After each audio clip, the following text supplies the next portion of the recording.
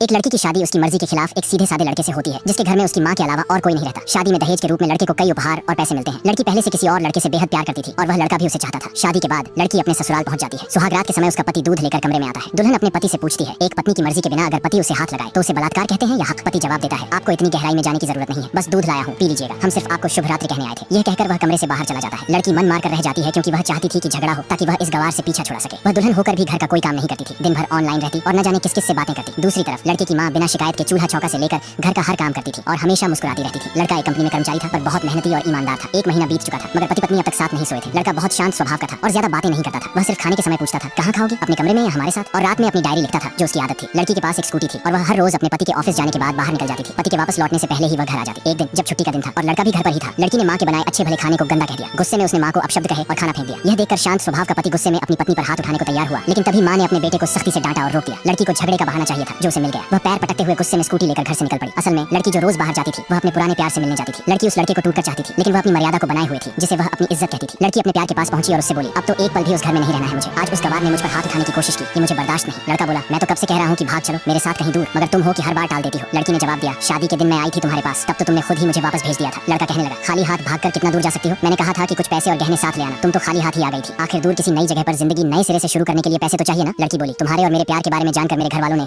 मेरे bank passbook, ATM और सारे गहने तक जब्त कर लिए थे। मैं तुम्हारे पास लाती भी क्या? हम दोनों मेहनत करके कमा भी तो सकते थे। लड़के ने तीखे स्वर में जवाब दिया, खाली हाथ भागते तो ये इश्क का भूत 2 दिन में उतर जाता, समझी? और जब भी तुम्हें छूने की कोशिश करता हूँ बस नखरे दिखाती हो, हर बार यही कहती हो शादी के बाद। लड़की ने गंभीरता से कहा, हाँ शादी के बाद ही अच्छा होता है ये सब। मैं आज भी एक कुंवारी लड़की हूँ, शादी के बाद भी आज तक उस गवार के साथ सो नहीं सकी क्योंकि मैं तुम्हें ही अपना पति मान चुकी हूँ। बस तुम्हारे नाम का सिंदूर लगाना बाकी है, वह लगा दो, फिर सब कुछ तुम्हारी मर्जी से होगा। लड़का मुस्कुराकर बोला, ठीक है मैं तैयार हूँ, मगर इस बार कुछ पैसे जरूर साथ ले आना। ऐसा मत सोचना कि हम दौलत से प्यार करते हैं, हम सिर्फ तुमसे प्यार करते हैं। बस थोड़े पैसे किसी छोटे मोटे बिजनेस के लिए चाहिए। लड़की ने नाराजगी से कहा, उस गवार के पास पैसे कहाँ होंगे? मेरे बाप से 3 लाख रुपए ऊपर से मारुति कार भी ले चुका है। हाँ कुछ गहने हैं वही ले आऊंगी आज। ये कहकर लड़के ने लड़की को एक होटल का पता दिया और वहाँ मिलने का समय तय कर चला गया। लड़की घर आकर फिर से झगड़ा करने लगी मगर अफसोस वह अकेले ही चिल्लाती रही, उससे लड़ने वाला कोई नहीं था। रात 8 बजे लड़के का व्हाट्सएप पर मैसेज आया, कब आ रही हो? लड़की ने जवाब दिया, सब्र करो कोई सोया नहीं है, मैं 12 बजे से पहले पहुंच जाऊंगी, यहाँ तुम्हारे बिना मेरी सांसें घुटती हैं। लड़का लिखता है, ओके जल्दी आना, मैं होटल के बाहर खड़ा रहूंगा, बाय। लड़की ने अपने पति से कह दिया, मुझे खाना नहीं चाहिए, मैंने बाहर खा लिया है, इसलिए मुझे कोई परेशान न करे। इतना कहकर उसने दरवाजा बंद कर लिया। बाहर से पति ने कहा, अलमारी से मेरी डायरी दे दो, फिर दरवाजा बंद कर लेना, हम परेशान नहीं करेंगे। लड़की ने दरवाजा खोले बिना जवाब दिया, चाबियां दो अलमारी की। पति ने शांत स्वर में कहा, तुम्हारे बिस्तर के पैरों तले रखी हैं चाबियां। मगर लड़की ने दरवाजा नहीं खोला, उल्टा उसने जोर जोर से गाना बजा दिया। पति कुछ देर दरवाजा खटखटाता रहा लेकिन आखिरकार हार कर लौट गया। लड़की ने बड़े जोर से गाना बजाए रखा और फिर अलमारी खोलने का फैसला किया। ये वही अलमारी थी जिसे उसने पहले कभी नहीं खोला था क्योंकि वह अपना सामान अलग अलमारी में रखती थी। जैसे ही उसने अलमारी खोली वह चौंक गई। अलमारी में उसके अपने बैंक पासबुक और एटीएम कार्ड रखे हुए थे जो उसके घर वालों ने उससे छीन लिए थे। उसने जब पासबुक चेक की तो उसमें वे पैसे जमा थे जो लड़के को दहेज में मिले थे। अलमारी में बहुत सारे गहने भी रखे थे जिनके साथ एक दस्तावेज था। दस्तावेज में साफ लिखा था कि ये सब लड़की के नाम पर है। लड़की ये सब देखकर हैरान और परेशान हो गई। तभी उसकी नजर अलमारी में रखी डायरी पर पड़ी। उसने जल्दी से डायरी निकाली और पढ़ने लगी। डायरी के पन्नों पर लिखा था, तुम्हारे पापा ने एक दिन मेरी माँ की जान बचाई थी अपना खून देकर। मैं अपनी माँ से बेहद प्यार करता हूँ, इसलिए उस दिन झुककर तुम्हारे पापा को प्रणाम किया था और कहा था, आपका यह अनमोल एहसान मैं कभी नहीं भूलूंगा। कुछ दिनों बाद तुम्हारे पापा हमारे घर आए और हमारे तुम्हारे रिश्ते की बात की, लेकिन उन्होंने यह भी बताया कि तुम किसी और लड़के से बहुत प्यार करती हो। डायरी में आगे लिखा था, आपके पापा आपकी खुशी चाहते थे, इसलिए उन्होंने पहले उस लड़के को जानने की कोशिश की जिसे आप पसंद करती थी। आखिर आप उनके लिए प्रिंसेस थी और हर पिता अपनी प्रिंसेस के लिए एक अच्छा ईमानदार प्रिंस चाहता है। आपके पापा ने जब उस लड़के के बारे में जानकारी हासिल की तो पता चला कि वह लड़का कई लड़कियों को धोखा दे चुका है। उसकी पहले भी शादी हो चुकी थी, परंतु वे आपको यह सब बता नहीं सके क्योंकि उन्हें पता था कि इश्क का नशा अक्सर अपनों को गैर और गैर को अपना बना देता है। एक पिता के मुंह से अपनी बेटी की यह कहानी सुनकर मैं अचंभित रह गया। हर पिता शायद ही इतना सोच पाता हो। उस दिन मुझे यकीन हो गया था कि भले ही मुझे एक अच्छा पति होने का सम्मान न मिले, लेकिन एक अच्छा दामाद बनने की इज्जत मैं हमेशा पा सकता हूँ। मुझे दहेज में मिले सारे पैसे मैंने तुम्हारे खाते में ट्रांसफर कर दिए। तुम्हारे घर से मिली गाड़ी अब भी तुम्हारे घर पर खड़ी है। मैंने इसे इसलिए वहाँ भेजा था कि जब तुम्हें मुझसे प्यार हो जाए तो हम साथ में कहीं घूमने जा सके। दहेज, इस शब्द से मुझे नफरत है क्योंकि मैंने इस दहेज के कारण अपनी बहन और अपने पिता को खोया है। मेरे पिता के आखिरी शब्द यही थे कि किसी बेटी के पिता से एक पैसा भी मत लेना। मर्द हो तो खुद कमाकर खिलाना, तुम आजाद हो, कहीं भी जा सकती हो। डायरी के बीच तलाक के कागज रखे हैं जिन पर मैंने पहले ही साइन कर दिया है। जब तुम्हें लगे कि अब इस गवार के साथ नहीं रहना है तो साइन करके अपनी सारी चीजें लेकर कहीं भी जा सकती हो। लड़की यह सब पढ़कर हैरान और परेशान थी। वह चाहकर भी इस गवार के शब्दों को नजरअंदाज नहीं कर पा रही थी। अनजाने में ही उसके अनदेखे प्यार ने लड़की का दिल छू लिया था। उसकी आंखें नम हो गईं। डायरी में आगे लिखा था, मैं तुम्हें इसलिए मारने वाला था क्योंकि तुमने मेरी माँ को गाली दी थी। जो बेटा अपनी माँ की बेइज्जती सहले वह बेटा कैसा? कल तुम्हारे भी बच्चे होंगे, चाहे किसी के साथ भी हो, तब तुम माँ की महानता और प्यार को महसूस करोगी। मैंने तुम्हें दुल्हन बनाकर अपनी हमसफर बनाने के लिए घर लाया हूँ, जबरदस्ती करने के लिए नहीं। जब तुम्हें मुझसे प्यार हो तब मैं तुम्हारे हर गुस्से का बदला मोहब्बत से लूंगा। अगर तुम मेरी हो गई तो बेपनाह प्यार करूंगा और अगर किसी और की हो गई तो तुम्हारे हक में दुआएं मांगूंगा। इसी बीच लड़की का फोन बजने लगा जो वाइब्रेशन मोड पर था। वह फोन की तरफ देखती रही लेकिन उसकी आंखों से आंसू थमने का नाम नहीं ले रहे थे। वह अब दुल्हन बन चुकी थी। एक सच्चे प्यार और समर्पण को महसूस करती हुई सिसकते हुए लड़की ने अपना मोबाइल उठाया और पहले सिम कार्ड को तोड़कर सारा सामान वैसे ही रखा जैसा था। न जाने कब उसकी आंखें बंद हो गईं, उसे पता ही नहीं चला। सुबह देर से उठी तब तक उसका पति ऑफिस जा चुका था। उसने सबसे पहले नहा धोकर साड़ी पहनी, फिर अपनी मांग में लंबी और गहरी सिंदूर डाली। फिर उसने किचन में जाकर सास को कमरे में बुलाया और तैयार होने के लिए कहा। कुछ समझे बिना सासू माँ को अपने साथ स्कूटी पर बिठाकर थोड़े नमकीन, हलवे और चाय के साथ जबरदस्ती ले जाने लगी। सासू माँ को कुछ भी पता नहीं था कि बहू उन्हें कहाँ ले जा रही है, लेकिन वह चुपचाप बैठ गई। रास्ते में सासू माँ से पति के ऑफिस का पता पूछते हुए वो ऑफिस पहुंच जाती है। जब पति ने अपनी पत्नी को इस हालत में देखा तो वह हैरान रह जाता है। पति ने पूछा, सब ठीक तो है ना माँ? लेकिन माँ बोलने से पहले पत्नी गले लगाकर कहती है, अब सब ठीक है, I love you forever. Office में खड़े सभी लोग ये दृश्य देख रहे थे तो दुल्हन कहती है, मैं इनकी धर्म पत्नी हूँ, अब 1 महीने तक मेरे पतिदेव ऑफिस में दिखाई नहीं देंगे। ऑफिस के लोग चौंक जाते हैं। दुल्हन ने कहा, क्योंकि हम लंबी छुट्टी पर जा रहे हैं साथ साथ। पति ने कहा, पागल। दुल्हन ने कहा, आपकी सादगी और भोलेपन ने मुझे ऐसा बनाया है। सभी लोग तालियां बजाते हैं और दुल्हन फिर से अपने गवार पति से लिपट जाती है। वह जानती है कि अब से वह कभी भी अपने पति से दूर नहीं होगी। बड़े कड़े फैसले होते हैं कभी कभी हमारे अपनों के, लेकिन हम समझ नहीं पाते कि हमारे अपने हमारी फिक्र खुद से ज्यादा क्यों करते हैं। माँ बाप के फैसलों का सम्मान करें, क्योंकि ये वो दो शख्स हैं जो आपको हमेशा दुनियादारी से ज्यादा प्यार करते हैं। दोस्तों, रिश्तों में सच्चाई, सम्मान और समझदारी का होना बेहद जरूरी है। कभी कभी हमें अपने परिवार के फैसलों को समझने की कोशिश करनी चाहिए, क्योंकि वे हमारे भले के लिए होते हैं।